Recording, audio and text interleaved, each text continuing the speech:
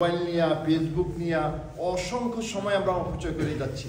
আমাদের কোনো গুরুত্ব থাকে না, আমাদের দুঃখিত থাকে না কি সময়গুলো আমি ব্যয় করতেছি। অথচ এই সময়ের কসম আল্লাহ বলছেন ওয়াল আসর ইন্নাল ইনসানা লাফি খুসর। সময়ের কসম করে আল্লাহ বলছেন যে তারাই ক্ষতিগ্রস্ত, তারা ওয়াল আসর ইন্নাল ইনসানা লাফি খুসর। মানুষ ক্ষতির মধ্যে নিয়োজিত আছে।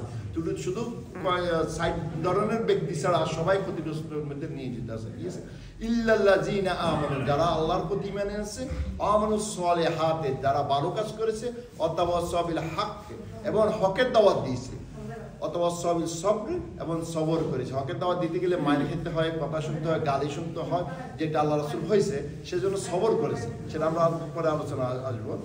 তারপরে এখানে 5 নম্বর যেটা বলা হচ্ছে যে মৃত্যু আসার পূর্বে তোমার জীবনকে গুরুত্ব দাও। মৃত্যু আসার পূর্বে, মৃত্যু এসে গেলে আমরা বলবো ইয়া রাব্বিল ইজ্জাত, আমাকে আর কিছু দিনকে অবকাশ দাও।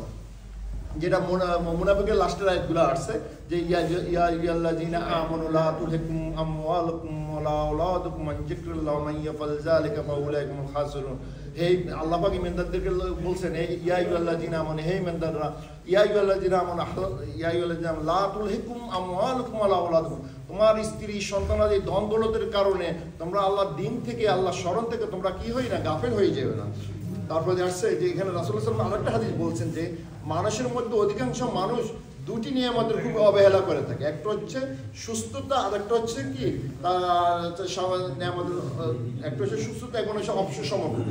এগুলো খুব অবহেলা করে থাকে। সুস্থতাকে আমরা মূল্যায়ন করি না এবং সময়ের আমরা কোনো গুরুত্ব দিচ্ছি না। এটা বুখারী মুসলিমের হাদিস।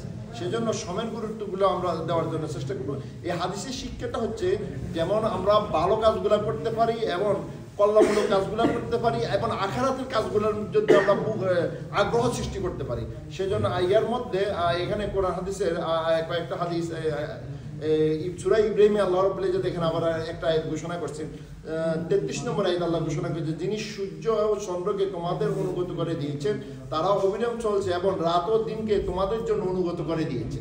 সূর্য এবং চন্দ্রকে আল্লাহ রাব্বুল ইজ্জাত আমাদের অনুগত করে দিয়েছে শুধু আমরা সময়ের গুরুত্ব দেওয়ার জন্য এবং আল্লাহর ইবাদত করার জন্য। যেমন অন্য আয়াতে বলেছেন, আফা হাসিবতুম আন্নামা খালাকনাকুম আবাসা ওয়া আন্নাকুম ইলাইনা লা তুরজাউন। হে মানুষ সকল, তোমরা মনে করেছো আমি তোমাদেরকে এমনি সৃষ্টি করেছি, খামাখা সৃষ্টি করেছি, আমার কোনো উদ্দেশ্য নেই, আমার কোনো লক্ষ্য নেই।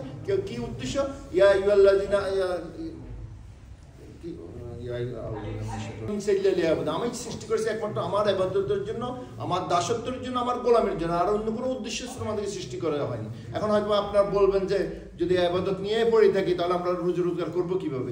রুজি রোজগার কি বলছে আল্লাহ সূরা জুমায় বলে দিয়েছেন, ফাইজা কুদিয়াতুস সালাতু ফান্তাশিরু ফিল আরদি ওয়াবতাগু মিন ফাদলিল্লাহ কাসীরাল্লাহু লাকুম তাত্তাকুন।